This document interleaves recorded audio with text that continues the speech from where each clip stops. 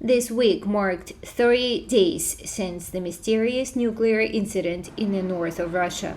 An explosion on the nuclear testing platform Ninoksa left 7 people dead and the rest of the neighboring Severodvinsk town population wondering whether the explosion had caused a dangerous spike in radiation levels. Russian authorities kept mostly silent about the radiation levels produced by the incident and provided little detail on exactly what happened. Tragedy that happened in the White Sea, unfortunately, took the lives of our specialists. This is a work in the military sphere, work concentrated on developing arms. We have to pay attention to this kind of work, considering the fact that new arms are now being tested by our various partners, including the United States. After Putin's remarks, there was no further explanation for the public. Nuclear scientist Andrei Osharovsky says the silence was in violation of Russian law. The law says that the negative impact on the environment cannot be secret information.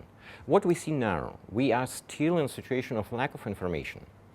We know that from the very day of the catastrophe, that there was a spike of gamma background in Severodvinsk, in 30 kilometers from Ninoksa, from this test site.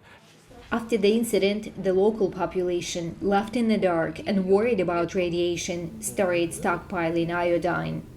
Although we have no idea yet quite what happened, the striking thing has precisely been the extent to which these rather depressing old instincts of secrecy and denial kicked in as an emergency response from the very beginning.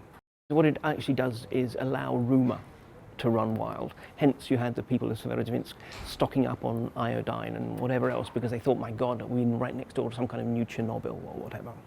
Memories of the Chernobyl tragedy more than 3 decades ago are still fresh in the minds of Russians.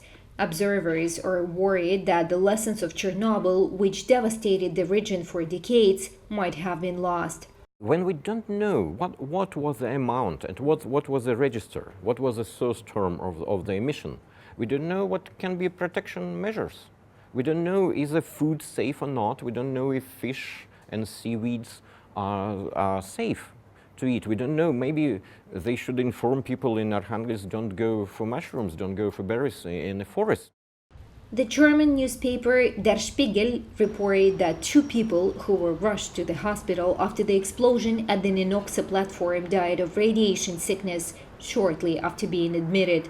Reports said hospital staff got no warnings about radiation contamination. Details continue to trickle out, none of them from official sources. Yulia, Savchenko, VOA News, Moscow.